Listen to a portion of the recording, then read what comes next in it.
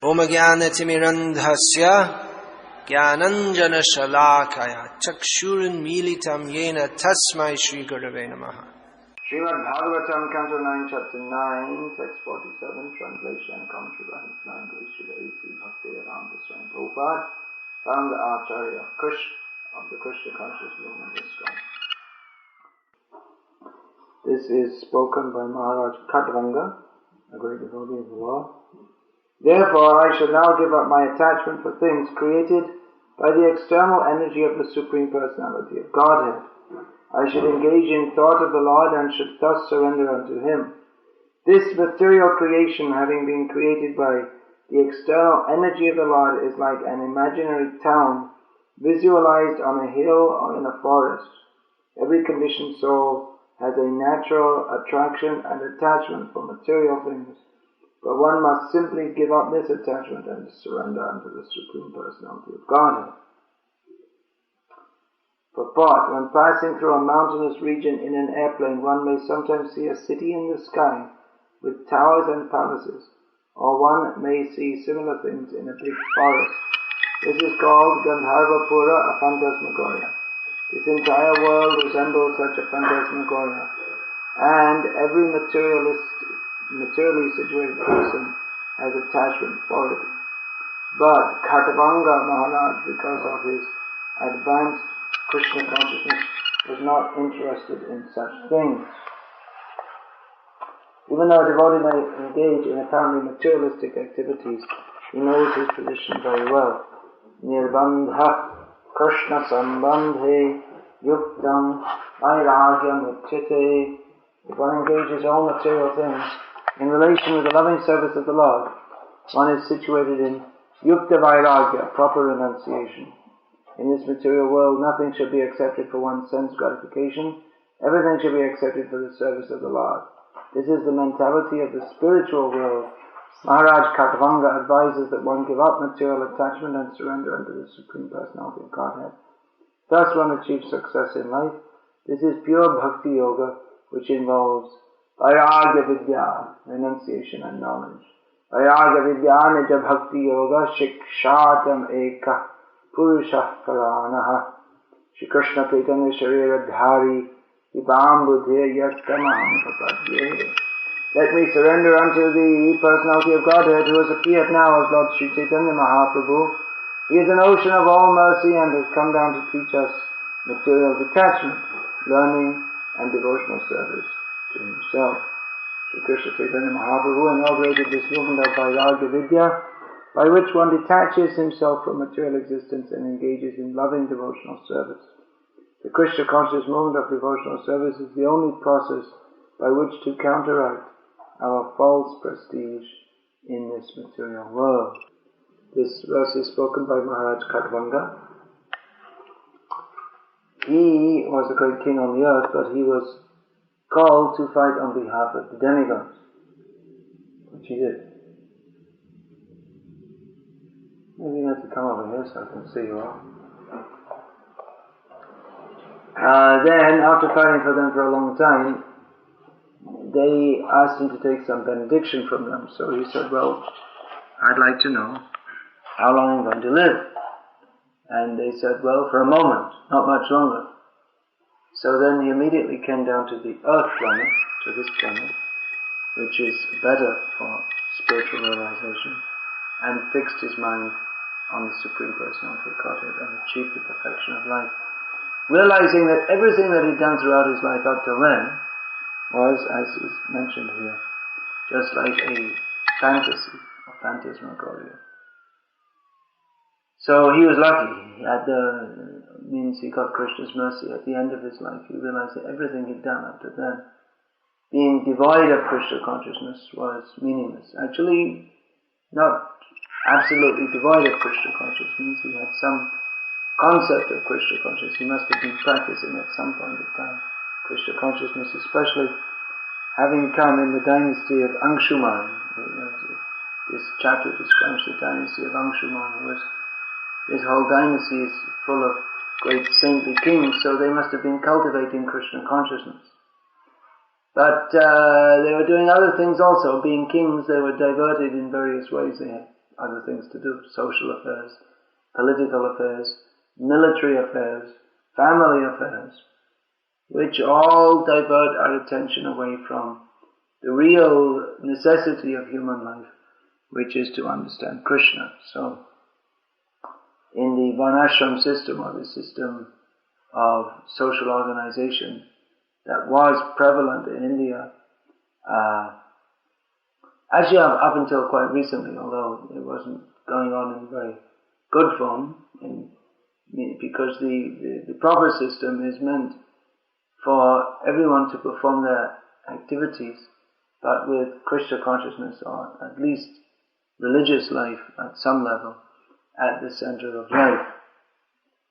So anyway, Maharaj Khadvanga, he was brought up in a very pious religious family, but nevertheless he got so much distracted by fighting, because when you're fighting, unless one is very advanced in Krishna consciousness, it's not so easy to remember Krishna, because it's a very intense absorption.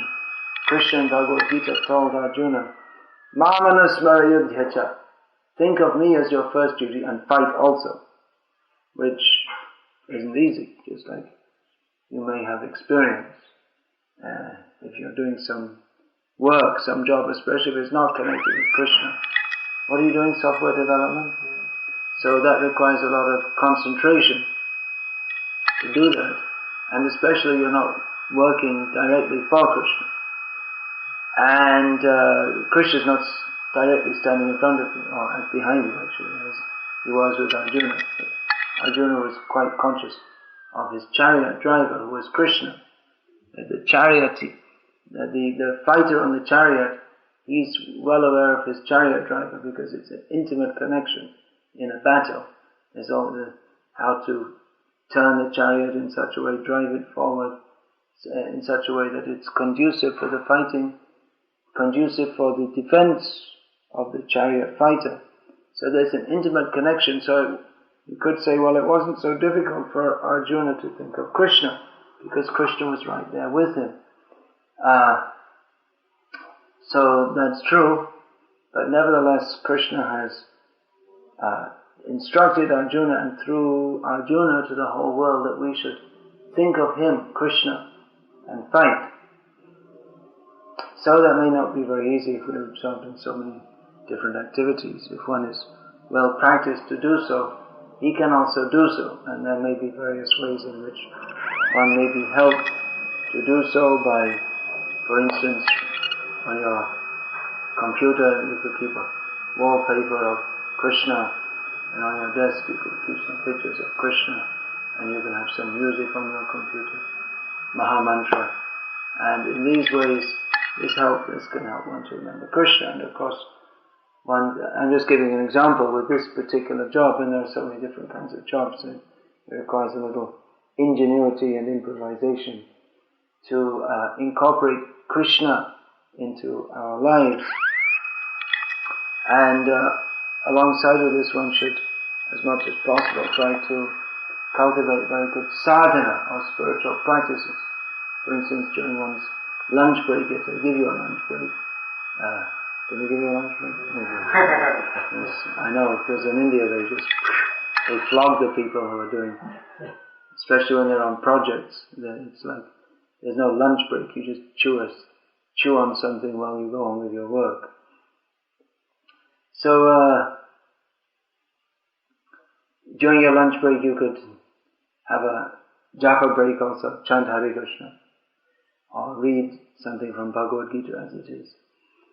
But nevertheless, it is to be admitted that the pressure of work and the very nature of work, and the fact that we may be working with people who are not Krishna conscious, and the whole thrust of life in the material world is such that it tends towards us forgetting Krishna, or not very prominently remembering Krishna.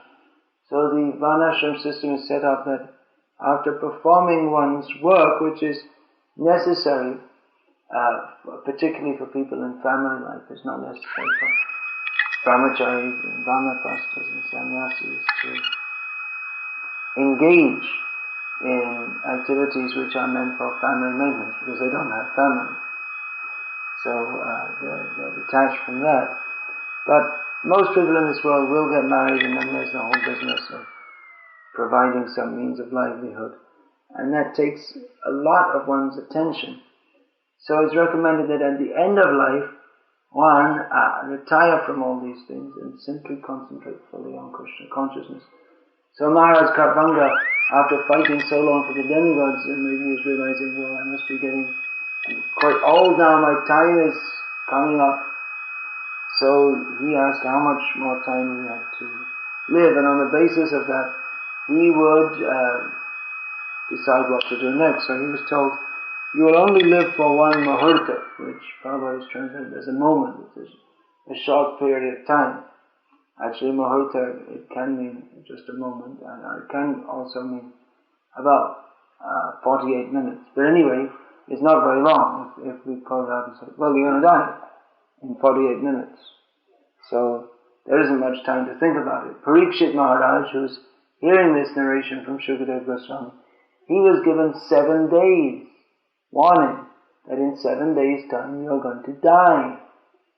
So that's some time for preparation. And he was fortunate enough to get the association of Shukadeva Goswami, and determined enough that in 7 days and 7 nights he didn't eat anything, he didn't drink even one drop of water, he didn't sleep for one moment, but he simply heard the nectarian pastimes of Krishna in the Srimad Bhagavatam, and in this way he attained the topmost goal of life. However, Maharaj Khatvanga, he didn't even have that much time. He didn't even have 7 days and nights. He had, maximum here, 48 minutes to prepare for death. That night, you can just imagine someone comes up and says, well, we're going to finish you off in 48 minutes. We're going to be finished, so do whatever you like in the meantime, but you're not going to live any more time than that. So we'd probably get all wobbly-kneed and wow, what to do and this and that. But because Maharaj Khatvanga, he had the spirit of pure devotion, he knew what to do. He went to a suitable place and engaged his mind fully on Krishna, the Supreme Personality of Godhead. So his mind, that shows that his mind was actually very steadily fixed on Krishna, despite fighting.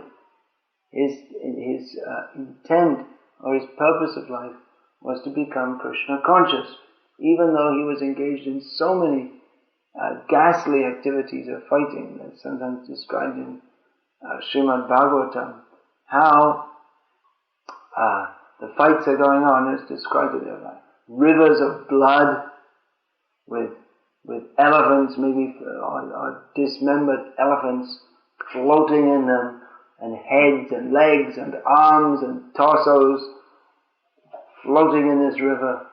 So it sounds rather ghastly, and Prabhupada comments that this scene, he was describing one particular scene of such a battle, and this scene seems rather ghastly, especially to squeamish persons. But I can't remember exactly the word that Prabhupada used, cowardly maybe persons. But heroes, they will take great pleasure in hearing it. So heroically minded persons, they actually like to fight, and they take pleasure in that. Of course, they're supposed to fight, those who are dharmic, they're supposed to fight only according to the principles of religion, and only for the sake of upholding religion, not that they just go and declare war on someone here, there, anywhere, according to their whims. But the point I'm making here is that Khatvanga Maharaj, even though his attention wasn't directly fixed on Krishna, he was going here and there fighting on behalf of the demigods. You can imagine how powerful he must have been, because the demigods themselves are very powerful.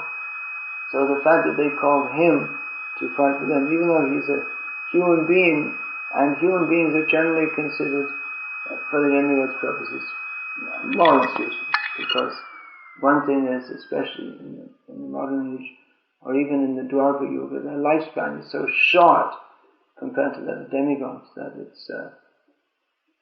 it would hardly seem calling them for a fight anyway, hardly seem worthwhile, because anyway they don't live long enough. The demigods, their one day is equal to 6 months on this planet. So they wouldn't have much time to put in, because once you go to a higher planet, then the time scale, your body may have certain length of time ascribed to it at birth, but the demigods, they live in a different time scale. So again, someone coming from this planet, they would find that if they were still to live according to their old chart, I guess you could say, is made up, or according to that which was prescribed for them at the time of birth, and they won't have much time to fight anyway. And what's a demigod compared to even a Gandharva, which are the lowest demigods, and Bhagavatam sometimes refers to them as sub-demigods. Demigod itself, demi means, is the idea of half, which is an exaggeration, because they're not half God.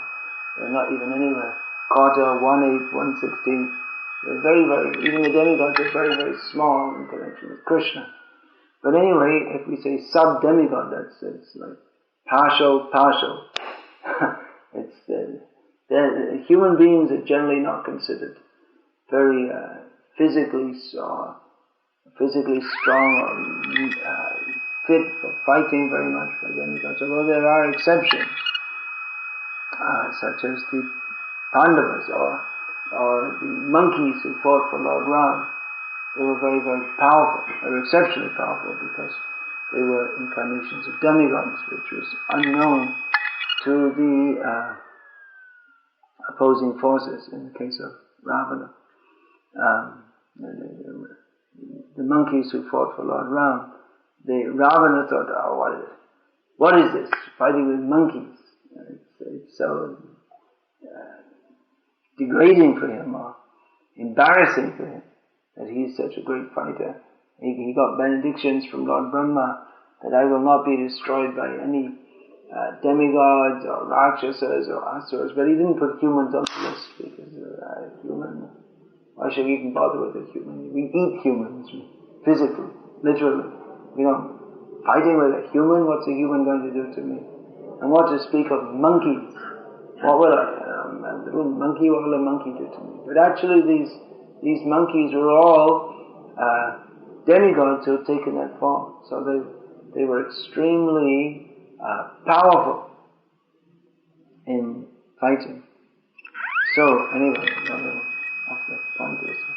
point is that in fighting that takes so much concentration, and one has to be angry. Without being angry, no one can fight.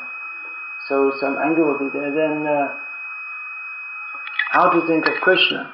It seems very difficult. It is possible. We see in the case of Arjuna, we see in the case of Krishna, telling Arjuna that you always think of me according to the power of our system. And you also fight. But that may seem to be difficult for us, because we're moving in this world, and this world is such that, well, if you don't concentrate, you'll get your pockets emptied out. I mean, they'll be pickpocketed. If you're not aware of what we're doing, then, for instance, if we just park on the side of the road without thinking, then we may be harassed for half an hour by the police. If we're not concentrating on what we're doing, if we're not thinking, then all kinds of things. If we're working in a factory with some machine and we're not conscious of what we're doing, then maybe your cloth will be sucked into the machine, and then the body will be also. So many things can go wrong. Or if we're not properly tending the machine, then the products that we're supposed to be making, it'll all come out all wrong. So in so many ways, if we're walking on the road and we're not concentrating, then we could be run over by a car. Or if we're doing software development, and if we're not concentrating, then we can't even begin to do anything at all. So concentration, everything requires some concentration. And what to speak of such activities with Even activities, if we're serving Krishna, if we're not concentrating, we can't do it. If we're not tuned in, if we're not focused in, we can't distribute Prabhupada's books when we're trying to give them to people, and they'll just, walk past, and you wonder what happened to them. Excuse me, and they're already half a mile down the road. So it requires great concentration. That's just an example to distribute Prabhupada's books. Or if we're cooking, we may be cooking for Krishna, but if we're not concentrated, then we'll put too much salt in, or we'll put salt instead of sugar in the sweet preparation, and absolutely spoil it, or burn the preparations. If we're not concentrating, things don't work. But just like that, if we're distributing books for Krishna, or if we're cooking for Krishna, you think, well, how am I going to think of Krishna? Because I have to think here, I'm cooking, I have to think about vegetables and butter and salt, and how do I think of Krishna? And definitely if we're living in materialistic society and interacting with that, then we may think, well, how can I think of Krishna?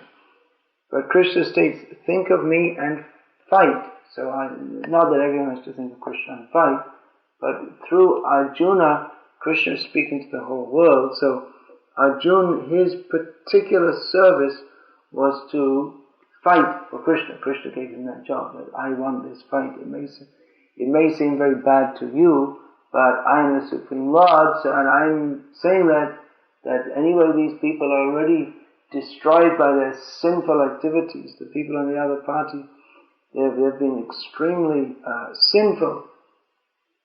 So anyway, they have to die, and then actually everyone in this material world has to die, sooner or later.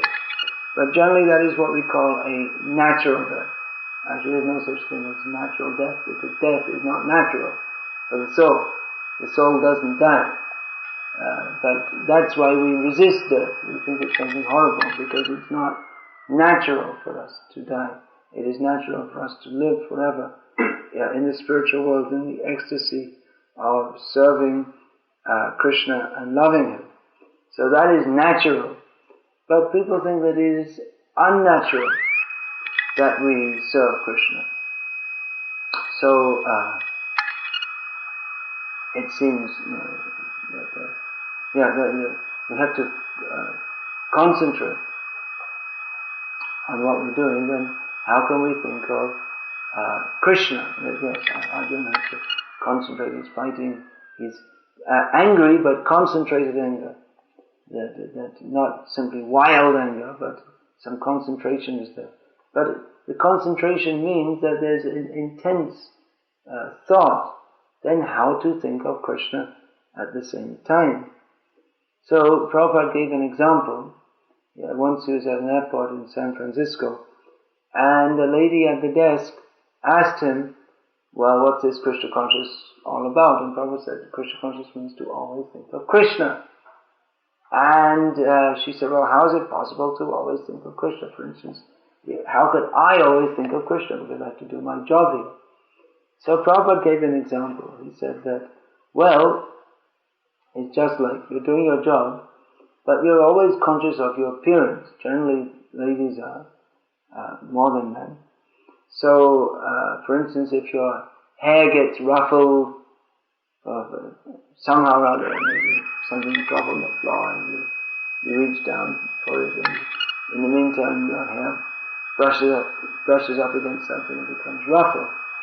So Prabhupada said that, well, you're always conscious of your appearance, isn't it? That if I don't know exactly what example Prabhupada gave, but if your hair was to become ruffled, then you'd take 1 or 2 minutes out from your work to put it back nicely and comb it, and from time to time, if there's a break in the work, you'll see it's very common with the ladies, they have their handbag and they bring out their little mirror and have a look and put some powder on the face and comb the hair a little bit, even though it doesn't need combing.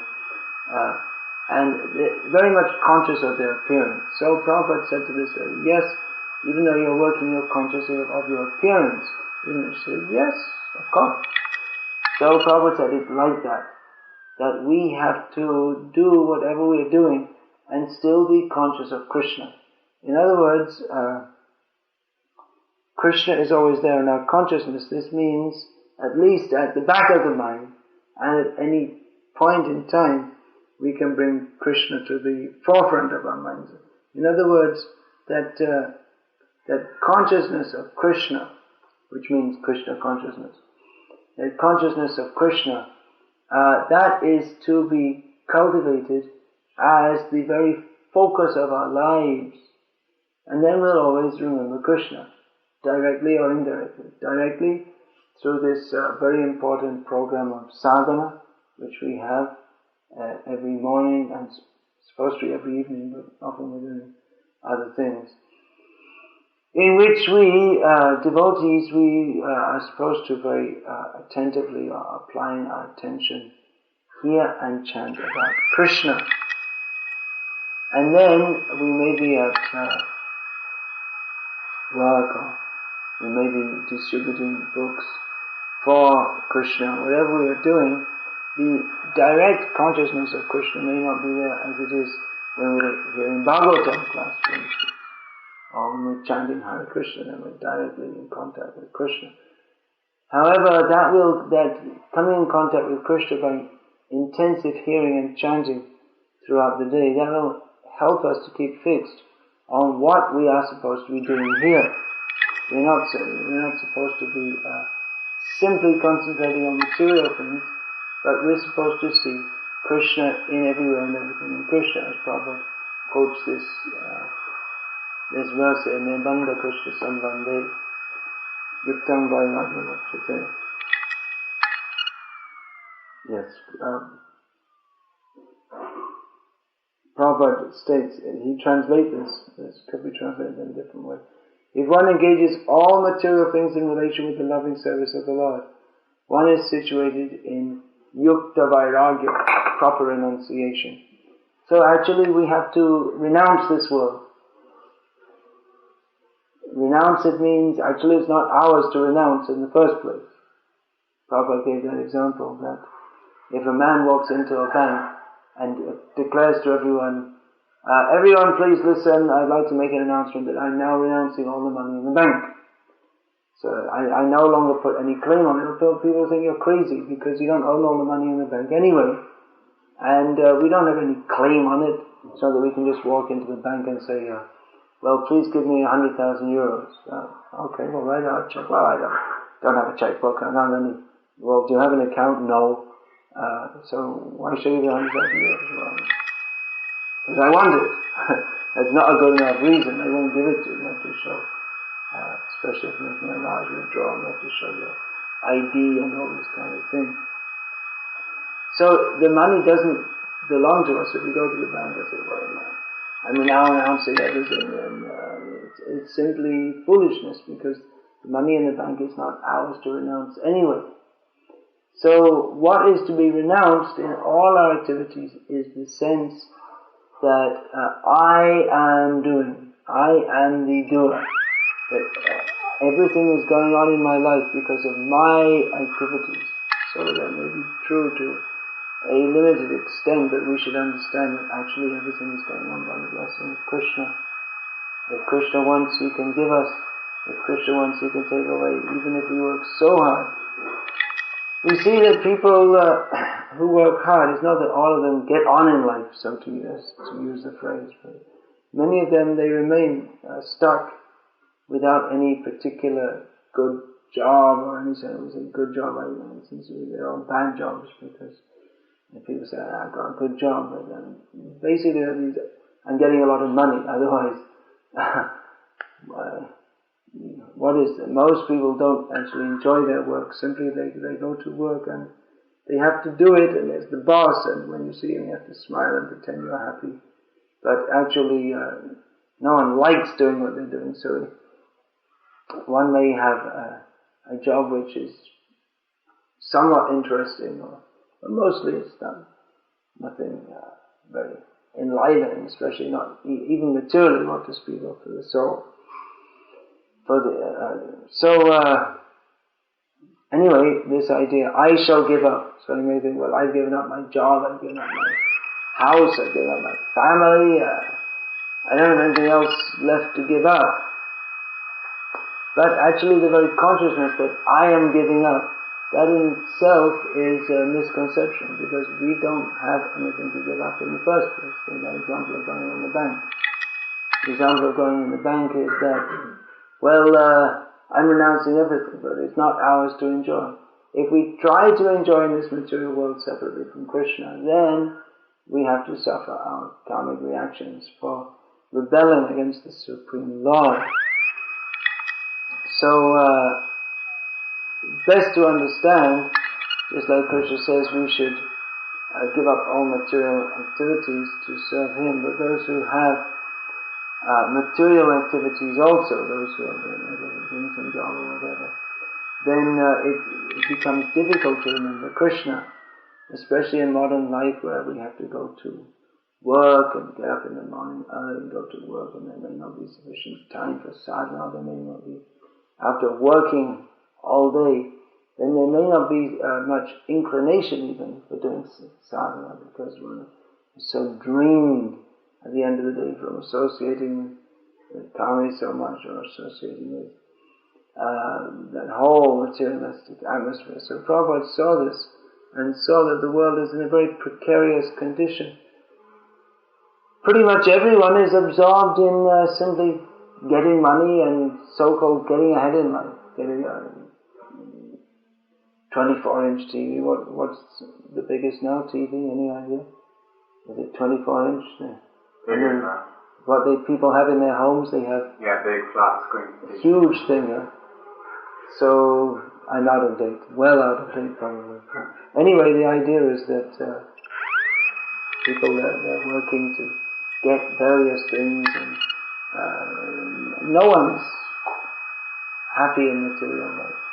No, people are absorbed in it, but no one's happy in doing all these things. So a devotee, he may be engaged in various activities for maintaining his body, but his activities should be yukta vairagya. In other words, he should work in some job just to maintain the body, so that the body can be engaged in the service of Krishna. So, of course, even through one's work, one can try to serve Krishna in some way or other. Maybe tell others at work about Krishna, give them a book about Krishna somewhere or other. But the activities themselves, they may be not directly aimed at serving Krishna. But anyway, this is the trick that we have to somehow, this is not the trick, but the art that we have to cultivate of remembering Krishna. We're talking about devotees who are working in some job, congregational devotees, it's a big name. So they have to cultivate the art of remembering Krishna in difficult circumstances. Arjuna was given the task of remembering Krishna in difficult circumstances. Of course, Krishna is there with him directly, but it would be easy to forget that Krishna is the Supreme Personality of Godhead in such a circumstance that Arjuna is fighting it. Because the battle is so intense, and he might revert to thinking of Krishna as, oh, there's my friend Arjuna, he's sitting on the chariot, without realizing Krishna's full glories. So, this example is given, Krishna speaking to Arjuna, the message of Bhagavad Gita, always think of me, Nandana Bhagavad Bhakta, become my devotee. This is the ultimate message of Bhagavad Gita. But we could say that it's difficult, it could be difficult for Arjuna, because that battle is such a situation where you have to more intensely concentrate than in any other situation. Because if we don't find the battle, we're inattentive, then an arrow will hit our heart or lop off our head before we have time to think about it. If we're not looking here and there, what's going on. And the chariot driver, in this case Krishna, will be like, hey, watch out! What's going on? So it's a very intense situation, but quite likely Krishna was teaching Bhagavad Gita in this unusual situation. We don't usually find that spiritual knowledge is spoken before a battle. But quite likely Krishna is teaching us through this example of Arjuna that if Arjuna can remember Krishna, even in the midst of such a very difficult situation, then we should be able to do so in other situations. We're not called upon by Krishna to fight. That is a common misconception, that the Bhagavad Gita is encouraging war. It's not so, but it's giving the example that even in such a situation, one has to remember Krishna. So we may not be put in such a difficult situation as Arjuna. We don't know, but it's not very likely. We're not likely even to get in such an intense or undesirable situation as he did, or an intense situation in which one is forced to fight with others, and especially with persons who are very dear to him.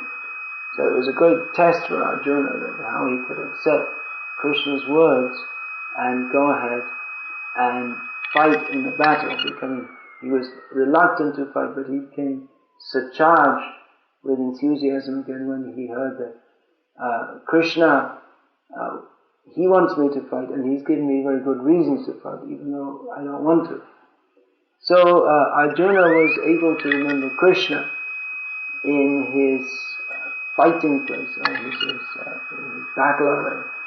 So in the same way, devotees have to cultivate remembering Krishna, even in what are unfavorable circumstances. Of course, we're talking mostly about devotees who are working outside, but even devotees who are living in this modern world, the whole modern world is an unfavorable circumstance.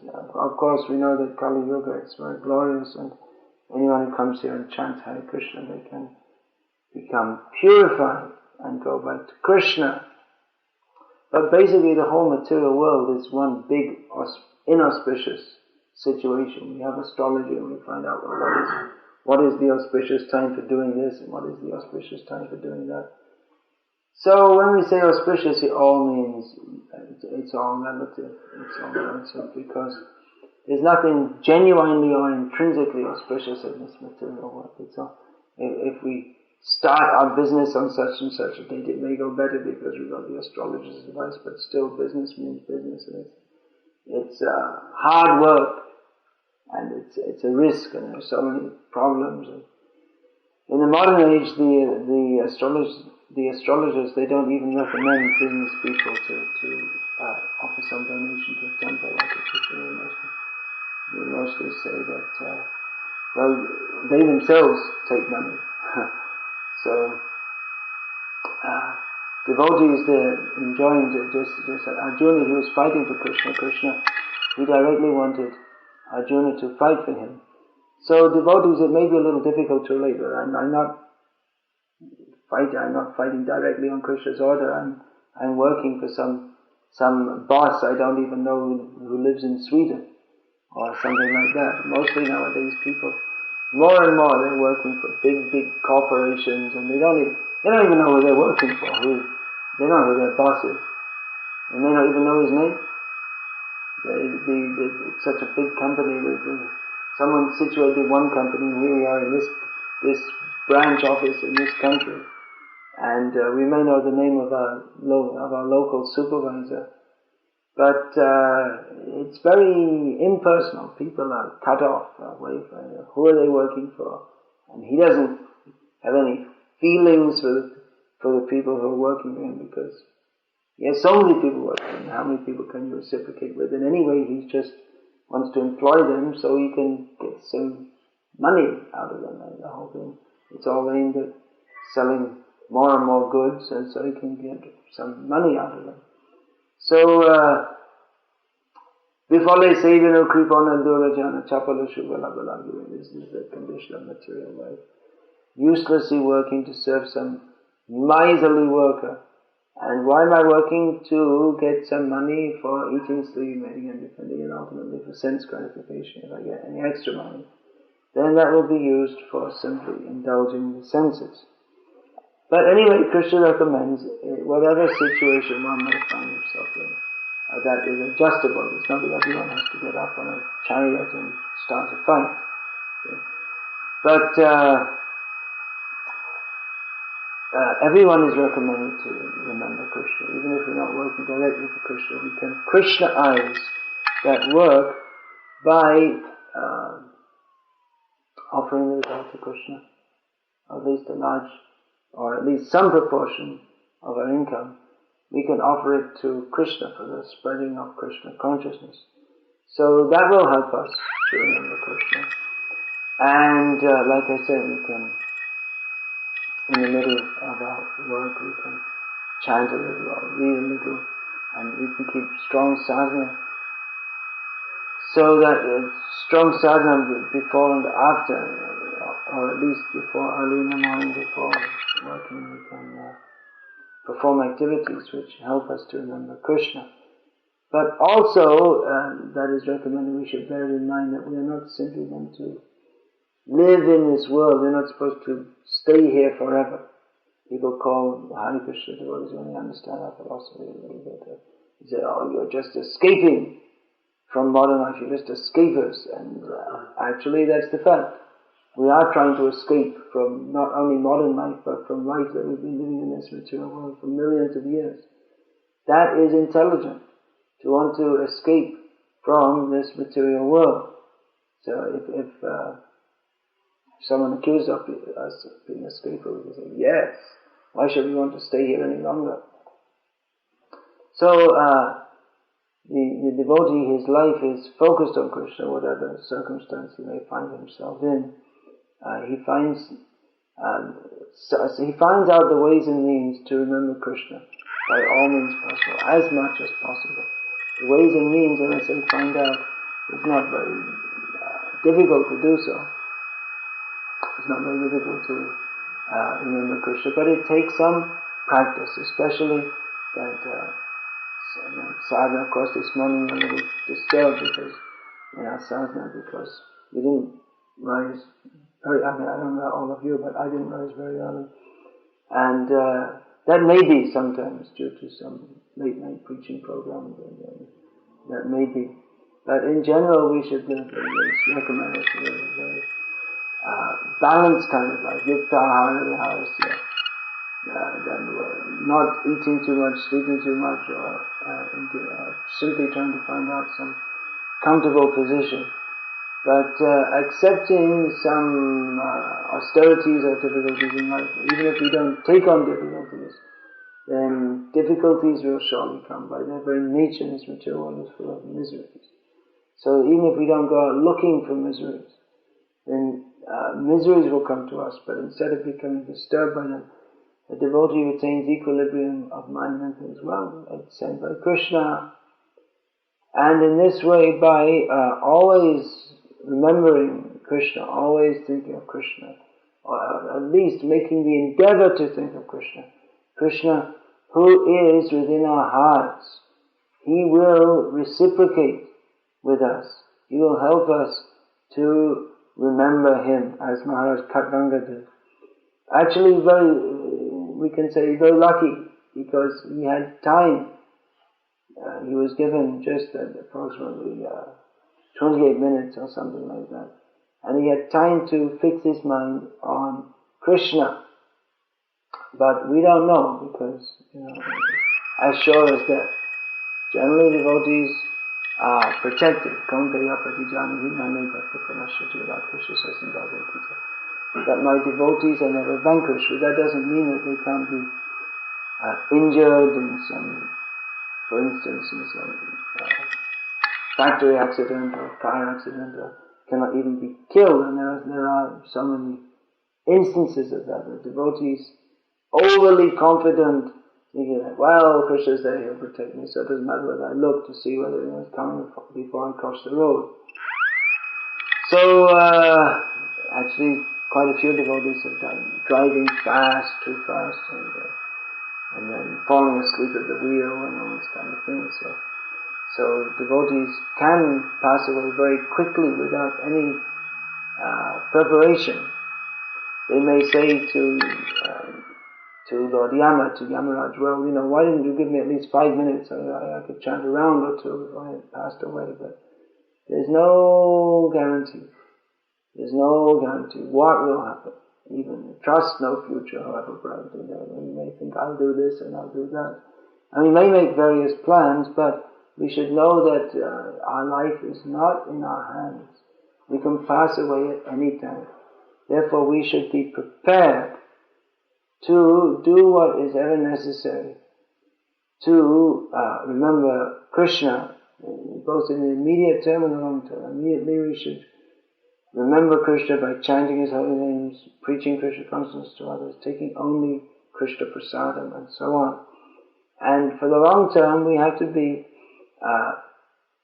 cultivate the consciousness of being ready to remember, not only being remembered to, but actually remembering Krishna by following the process of Krishna Bhakti sadhana, which is very powerful for helping us to fix our minds on Krishna. Actually, I'd like to speak a little bit more about this tonight, about fixing our minds on Krishna. Then if we've understood that this modern civilization is not at all it's not at all favorable for actually developing spiritual life. So it's better to develop that which can be developed in any age, but is actually in some ways easier to attain in this Kali Yuga than in other ages, because the same knowledge that Krishna is revealing generally over many, many lifetimes. Krishna has come again as Sri Krishna Chaitanya Mahaprabhu with his associates, and he is making Krishna consciousness widely available to everyone through the simple principle of chanting the holy names, Hare Krishna, Krishna Krishna, Hare Hare, Hare Rama, Rama Rama, Hare Hare. He's making it easily available, and there's no difficult austerities to undergo. One simply has to accept that my life is meant for serving Krishna, and there's no other actual purpose. Of course, we may say, well, I have to do this and I have to do that in the material world. And due to, again, family, social, maybe even political obligations, we have to say and do so many different things. But we should know that although we're caught in this phantasmagoria, Prabhupada says, we're caught in this phantasmagoria, but there's no need actually to get involved in all that. There's no direct need. We feel a need. Prabhupada even in at least one place writes that the basic necessities for human beings are eating, sleeping, shelter and sex. That every living being in this world, they think they require that. Although it's not 100% necessary, but for most people it seems like about 99%. So one can live in this world, and we have so many things to do, but the main thing is to remember Krishna. So that should be the focal point of our lives. Even while eating, we have to remember Krishna. Even while sleeping, if we can cultivate that out, that's very good. Prabhupada recommended that we read about Krishna at night before taking rest, especially this Krishna book, so we can remember Krishna. So Krishna consciousness, yoga, karma sukoshala. That yoga, of which the topmost yoga is Bhakti yoga, is the art. It's just like an art of performing activities. There's this bogus guru in India now who has these seminars called the Art of Living. And he basically teaches that, how not to be too tense, and it's like some modern New Age kind of thing. Nothing spiritual about it whatsoever. Maybe do some breathing exercises to relax and all this. But the real art of living is to live remembering Krishna. So we can see that Maharaj Khatvanga, he was a great devotee, that even though he was fighting, he was always thinking of Krishna. Maybe not directly, because fighting means that you have to really have to intensely concentrate. Otherwise you're finished. But at the back of his mind, that was always there, thinking of Krishna, which is why when he told he just has one mahurta to live, one very short time to live, he didn't think, okay, now let me enjoy myself as much as possible in the remaining time. And this bar here, I'll just break into it and take everything there. Because what does it matter? I'm going to die in a few minutes. But Maharaj Khatvanga was convinced of the Vedic philosophy that we get body after body after body, I am eternal, but my real purpose of life is to remember, do whatever is necessary to remember Krishna. So one who develops such consciousness, he can in all circumstances of life remain conscious of Krishna. And because he has the habit of whenever there's any spare time, he chants Hare Krishna, he'll read some book about Krishna, because he has this habit of going always to Krishna, connecting with Krishna, then he can live in this world, use everything in this world in Krishna's service, that is Yukta Vairagya, and in this way develop consciousness of Krishna. Of course, the best consciousness of Krishna is when the consciousness is over-flooded with thoughts of Krishna. But then again, we see that Prabhupada, he was definitely a topmost pure devotee. He was always intimately thinking of Krishna, but at the same time he was fully engaged in the activities of the Krishna consciousness movement. So there's an example of Srila Prabhupada. He was definitely always absorbed in thinking of Lord Sri Krishna, the Supreme Personality of Godhead. But at the same time, he was expert in acting in this world, legal matters, financial matters, and dealing with his disciple, that personal matters. But at the same time, he never forgot Krishna. So we should cultivate this art of always remembering Krishna. Prabhupada is mentioned here that is possible. That is possible to by cultivating that consciousness. Krishna consciousness, Prabhupada says, Krishna Anushilanam, it's a kind of cultivation. Just like we cultivate vegetables in the garden, it's a kind of cultivation. So there's a little seed and it grows. So in the same way, this Bhakti Lata, this seed of devotion to Krishna, is like a Bhakti Lata, a creeper of devotion. We get the Bhakti Lata beach, the seed of that creeper. So we cultivate that by hearing and chanting about Krishna, by which we can always remember Krishna, or at least be conscious of Krishna. If not directly, then within our consciousness, thoughts of Krishna will be there. So that when the hour comes, or when the time comes, we don't know when it will come. If we have a little warning is old age, teeth become loose and you can't hear properly, you can't speak properly, and this is a warning from Krishna that now your body is wearing out, now think of me very intensely, so that we all get some notice, although some of us may not. We may have to just go immediately out of this body, we have to leave immediately. So it's good to always be prepared for the worst. Krishna consciousness is not a pessimistic philosophy or way of life, but devotees are recommended, be ready to prepare for them, because at any time we may have to leave these bodies, at any time. So cultivation of Krishna consciousness should be done very strongly and powerfully, so that that means taking time for sadhana, putting concentration and energy into it. So that the more we put into it, the more we will get out, so that we can remember Krishna. This will help us throughout our days, throughout our lives, and help us to achieve the perfection of life, which is to remember Krishna at the time of death, and then, by His mercy, go to Krishna, back to home, back to Godhead. Hare Krishna. Any question about this? Comment?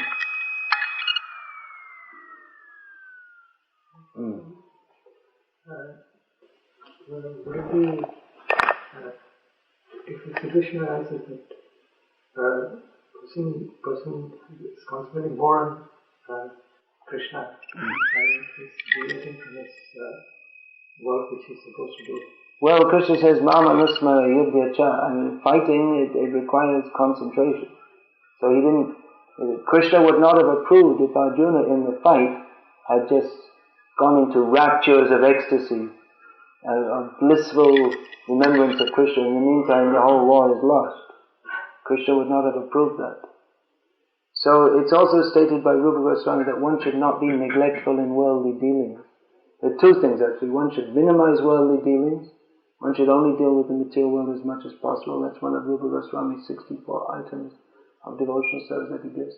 But the other one is that one should not involve with the material world any more than is necessary, because the purpose of life is to cultivate Krishna consciousness. But another injunction says that one should not be irresponsible in the matter of worldly duties. So if by the excuse or whatever, I'm thinking of Krishna, therefore I'm not able to work properly, then well, you could do that. You could come and join the Krishna conscious movement. But directly, you already are a member, but fully and directly. But even then, in the Krishna conscious movement, they're saying, well, why you burnt all the chapatis? Well, I was thinking of Krishna. You weren't thinking of Krishna. Because if you were thinking of Krishna, you wouldn't burn the chapatis. You think how to cook them nicely for Krishna. So not serving properly in the name of remembering Krishna is not accepted.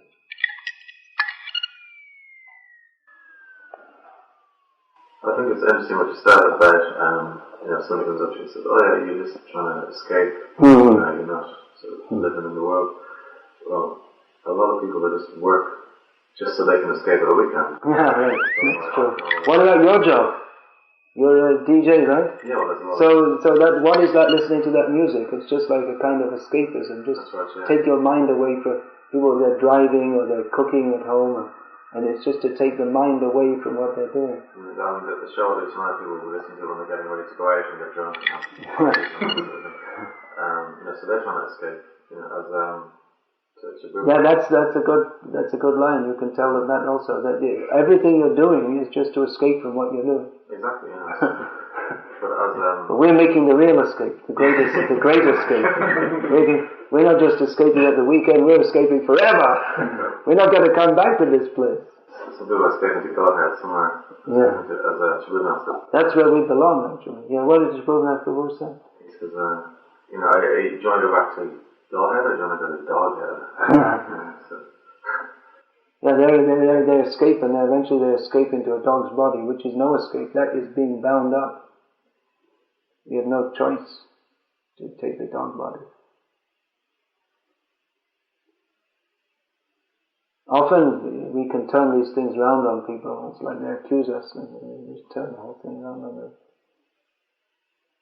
Just like I was saying the other day, that one mini-skirted reporter came up to Prabhupada, and it was quite, something like this maybe. It's described as a late summer day, and it was quite cool.